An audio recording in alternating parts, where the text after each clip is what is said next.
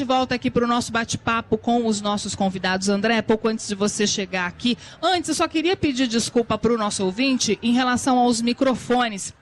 Eles estão falhando, mas é porque está acontecendo uma série de eventos aqui no MASP, inclusive com utilização de som, microfone. Isso está dando um pouquinho de interferência, mas nada que vá aqui atrapalhar o nosso papo, tá? Rádio ao vivo, é assim, imprevistos acontecem, a gente vai fazendo, porque é assim mesmo que a coisa funciona. Bem, André, antes de você chegar, a gente estava conversando aqui, Ilan, João, eu e os nossos convidados, sobre democracia. Quanto é importante a gente fortalecer a nossa democracia e a gente tentar melhorar o nosso sistema político, tentar melhorar a nossa representatividade. O Ilan citou um pouco antes sobre esse crescimento de uma onda que fala em intervenção militar. E que quem viveu isso sabe o quão difícil foi, né? Democracia é panela de pressão. Tem que estar preparado para a sensação de vertigem que às vezes essa montanha-russa democrática provoca. E o mundo inteiro sofre, nesse momento, uma onda conservadora de direita, e o Brasil não está fora do mundo. Agora, de fato, bem dito, principalmente os jovens que não sabem o que foi o período do regime militar, é muito conveniente ter o salvador da pátria, que é um mito, que é a nossa maldição. Enquanto a gente achar que uma pessoa que fale grosso, que bata na mesa, que prenda e arrebenta, vai resolver os nossos problemas, a gente está iludido, é um sinal de analfabetismo político, de falta de cultura política. E democracia é isso, tem fases. A gente está passando um momento, de fato, muito difícil, mas ao mesmo tempo tem que enxergar a parte cheia do copo. Se você for agora na Papuda, se você for em Bangu, no presídio, e se você for na carceragem da Polícia Federal, provavelmente você vai ter uma outra perspectiva desse momento. Eu, portanto, acho que a gente está num momento riquíssimo de estabelecer o fim do período de impunidade. A classe política está apavorada porque percebe isso e tenta manipular através de lei, medida provisória, refis e outras coisas, a perpetuação de uma espécie que merece entrar em extinção. Que é político corrupto que não percebeu que a hora dele já acabou. São cadáveres insepultos, do PT ao PSDB, do PMDB ao PFL, que virou DEM. Esse povo que está lá em cima, que comanda os caciques, sabem que o tempo deles acabou. Eles estão desesperados e de baixo para cima é que se dá a virada. Ano que vem tem eleição, não será a melhor eleição da história do Brasil, longe disso, mas a mudança é inexorável. Não tem volta. O norte magnético da bússola aponta para lideranças éticas, sem foro privilegiado, sem mordomia, sem carro oficial, com direito a gasolina, voo, etc. Essa república está desmoronando, a Operação Desmonte está em curso. João está ali balançando a cabeça. Fala, João. Não, dentro aí do que ele falou, que eu achei legal, do político corrupto em extinção, a gente olhando para o Brasil, a gente fala, nossa, é tão difícil acabar com a corrupção e tal. Se você, hoje em dia está muito em moda séries políticas, né? House of Cards. Quando você vê House of Cards, o Frank Underwood é um político sem nenhuma ética e que faz qualquer coisa pelo poder, inclusive matar, né? Ele mata duas pessoas, na verdade. Bom, não vou contar a série, mas enfim. Já está na quinta temporada, isso aí está no primeiro. Na primeira temporada, não tem problema desse spoiler. É verdade, verdade. Mas tem uma coisa interessante que se você olhar bem o House of Cards, você não tem político roubando. Você tem político brigando pelo poder de uma maneira completamente alucinada, mas você não tem corrupção lá. Quer dizer, isso reflete um pouco a sociedade americana. Há corrupção nos Estados Unidos, mas é um negócio, os políticos já foram tão punidos pela sociedade através do voto e pela justiça, que isso diminuiu, é possível diminuir a corrupção. E tem uma outra série que pouca gente viu aqui, que chama Borgen. No Brasil passou com o nome de O Governo. É o House of Cards dinamarquês. No primeiro capítulo, você tem um primeiro-ministro que perde a eleição porque a mulher dele fez compras numa loja de Londres usando cartão corporativo. Mas atenção, não foi porque ela fez compras e quis debitar no governo. O cartão dela não passou na maquininha. E ela falou, eu vou usar aqui o cartão do meu marido, aqui do governo, e depois eu pago. Foi descoberto e o cara perdeu a eleição. Então, existem sociedades que conseguiram, sim, fazer com que a corrupção deixasse de ser uma coisa normal. E essas séries ficcionais refletem isso. Eu acho que o Brasil está nesse caminho. Sabe o que eu lembrei também? Essa diferença. Lembrei de um livro, tô agora com a coisa. Amo o livro, né? Adoro. Mas de um livro que chama Por que as Nações Fracassam?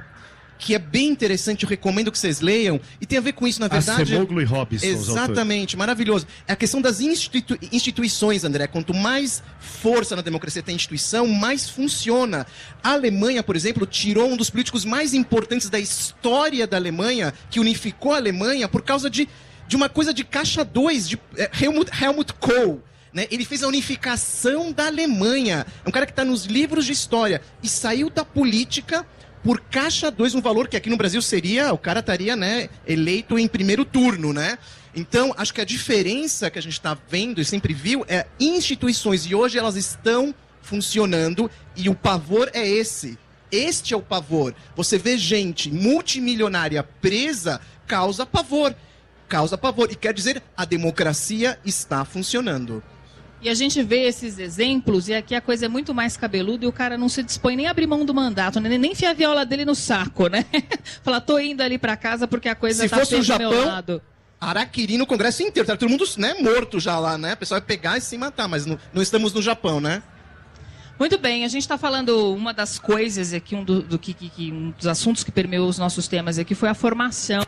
A importância da formação das nossas crianças, dos nossos jovens, né? Aí ontem teve uma notícia que me chamou a atenção, queria que vocês comentassem, que tem tudo a ver com formação, com educação. O governo federal está desde 2014 sem comprar livros de literatura para as escolas públicas. Só em 2019 que essas compras vão ser retomadas. Não sei, talvez pareça até uma coisa pequena diante de tanto problema que a gente tem. A gente sabe que políticas públicas precisam ser revistas a todo tempo, é isso que alega o governo federal. Só que não dá para simplesmente suspender, e o fato de você tirar livros de literatura, que a princípio pode parecer uma coisa pequena, isso vai fazer falta lá na frente, vai fazer falta na formação, assim como muitas outras coisas que a gente sente falta na educação brasileira. Quem quer começar, Ilan? Posso começar. Se os ouvintes quiserem fazer uma experiência interessante, pegue o IDH dos países, quer dizer, os países mais desenvolvidos e os menos, e compare com pesquisas de leitura, de livros. E a relação é direta. Países com IDH alto, né, índice de desenvolvimento humano alto, ou seja, que as coisas funcionam normalmente, né, na média, né, a saúde, a segurança, a educação, né, e outras coisas mais, a relação desses países com o nível de leitura. Quanto mais leitura, melhor IDH. Acontece que no Brasil, criança não vota, Débora. Se criança votasse, os livros estariam lá.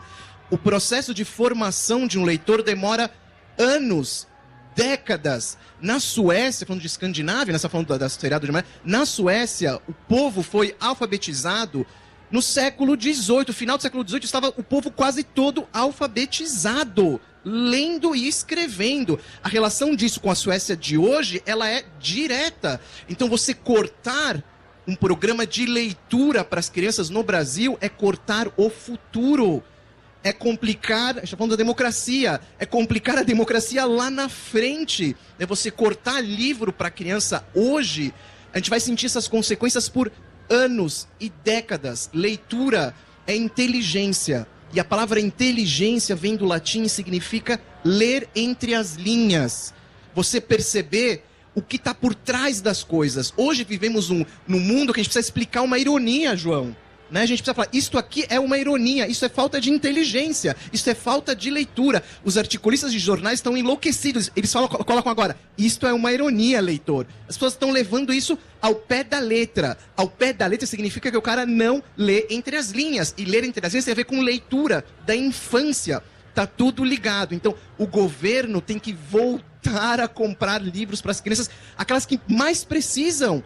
Né? Classe média pode dar um jeito, que também a classe média brasileira também é complicada, né? Um caso rápido, eu lembro de uma professora alemã, olha essa história, alemã, que chegou para mim e falou assim, Ilan, eu dou aqui aula de alemão para alunos ricos aqui de São Paulo, mansões, e eu percebo que as crianças nos seus quartos, fundo da elite paulistana, de uma parte, né? Não toda, não tem livros no quarto, as crianças. Quer dizer, eu vim de uma classe operária, lá da Alemanha, meu pai foi operário, a minha mãe foi operária, e na minha rua, na minha infância, né, de classe operária, todas as crianças nos anos 60, no seu quarto, tinham livros.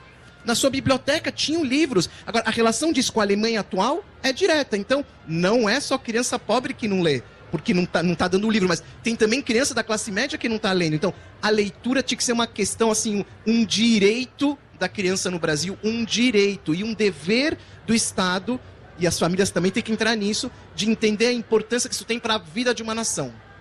Agora, atenção em relação ao meio ambiente, isso muda voto, né, André?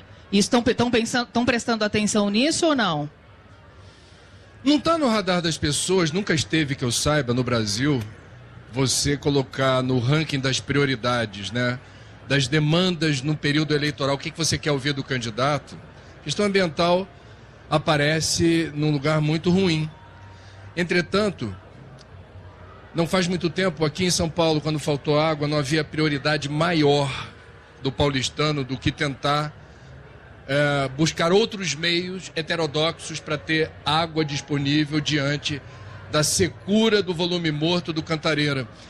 Infelizmente, a questão ambiental é da nossa cultura, só vira prioridade num cenário de escassez. Eu valorizo energia quando falta, eu valorizo água quando falta, eu valorizo o gari, o lixeiro, quando o lixo está acumulado na rua, eu valorizo árvore verde quando eu percebo a secura, o microclima afetado pela falta de vegetação. Então, é um aprendizado duro. Agora, eu queria fazer um comentário em relação à questão da não compra de livros desde 2014.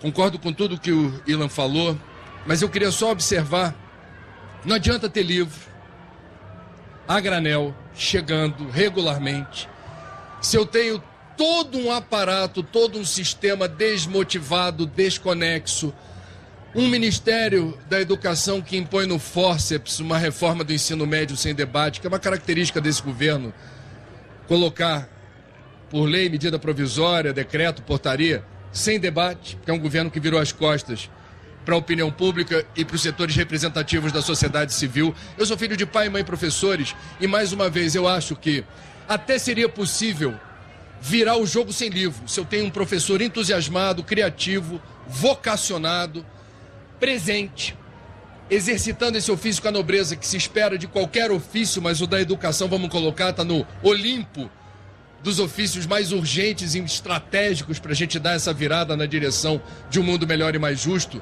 Então, eu acho que é absolutamente coerente suspender compra de livro, considerando o contexto. A gente no Brasil finge que ensina e a garotada finge que aprende e a gente finge que esse país está andando. Quando, na verdade, os diagnósticos ou os parâmetros, os indicadores que vão medindo a qualidade do ensino e da aprendizagem revelam ano a ano o estado de penúria, eu diria, de miséria com que essa garotada no século XXI adentra, sem as ferramentas, sem os acessórios necessários para pensar, para elaborar ideias, para ser inovador, para ser empreendedor, para aprender a se posicionar num mundo do jeito que o mundo está. O livro, não comprar livro, é absolutamente coerente com o resto. Posso falar uma coisa só sobre isso? O PNBE, né, vou defender aqui a questão do livro e tudo mais. O PNBE, André, ele é um programa de Estado, tá? Não era de governo. Ele nasceu com Paulo Renato e foi indo, independente de quem ia mudando, os ministros, o governo, a gente foi mudando. Era um programa de Estado. E, André, eu circulo pelo país há 20 anos e funciona. É biblioteca escolar. Eu chego no interior da Bahia, eu viajo muito, André, e os livros estão sendo usados, os professores estão lendo esses livros e eles gastam, precisa repor, né? O livro da biblioteca escolar desse programa era algo assim revolucionário, só que a leitura é uma coisa lenta, é uma coisa que demora. Você cortar, eu na minha opinião, por exemplo, mas você cortar livro na situação que a gente está e ver uma sala com 51 milhões de reais parados lá e você cortar um programa que com metade disso dava para as crianças, é uma grande contradição, né? Isso, de novo, tem muito a ver com criança, ela não tem uma exposição, de novo, não vota, não tem uma questão política, a gente não reage muito. Os livros chegavam, livros de qualidade, as pessoas escolhiam, eram escolhas excelentes que aconteciam, não era uma escolha política, eu tô te afirmando, não era uma escolha política, eu acompanho isso há muitos e muitos anos. Era realmente livros de altíssima qualidade que as minhas filhas têm. Então, eu ficava muito feliz de ver os filhos lá das pessoas do Grotão do Brasil tendo os mesmos livros que eu compro para as minhas filhas. Eram os mesmos livros, a qualidade e o que podia fazer com isso. Então, eu acho que foi um grande erro, continuo achando que foi um grande erro esse corte no PNBE. João. Eu queria voltar um ponto aí, mas para chegar justamente na educação, falando de números. Um dos grandes problemas desse governo Temer, como a gente já identificou aqui, é que grandes discussões que o Brasil precisa fazer estão em segundo plano por causa da necessidade de sobrevivência do governo e o Congresso todo mergulhado nisso. Agora, olha uma discussão interessante partindo de número.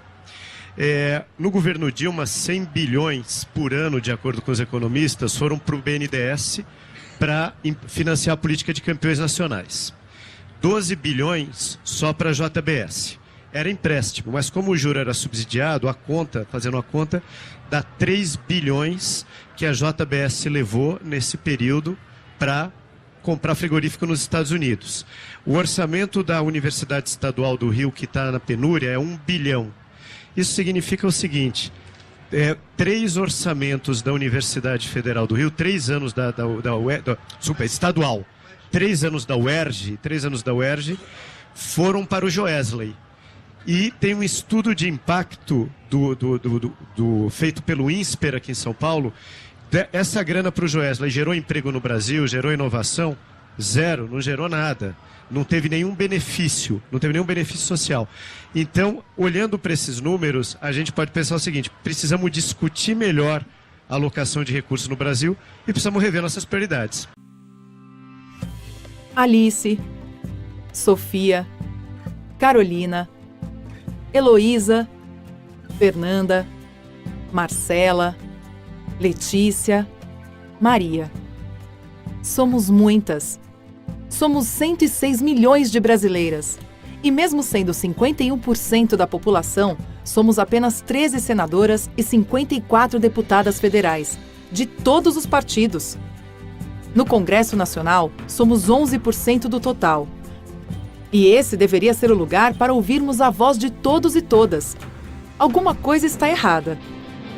Nós, do PSDB Mulher, queremos um Brasil mais igualitário, com menos diferenças, com mais respeito. Com mais espaço para tratar dos problemas que interessam às mulheres. Todos os problemas. Mesmo sendo poucas, nós, mulheres do PSDB, fazemos a diferença, tanto no Executivo quanto no Legislativo. Comunidade Solidária, Secretaria da Mulher da Câmara, primeiro Ministério da Mulher. Agora, em 2018, queremos fazer mais. Queremos ser o partido com o maior número de mulheres eleitas para participar da vida política do país. Porque o lugar da mulher é na política. É empreendendo, é recebendo salários iguais, é cuidando, é cumprindo as leis. É no comando, é se colocando no lugar dos outros, é trabalhando por um futuro melhor. Afinal, lugar de mulher é onde ela bem quiser. PSDB Mulher.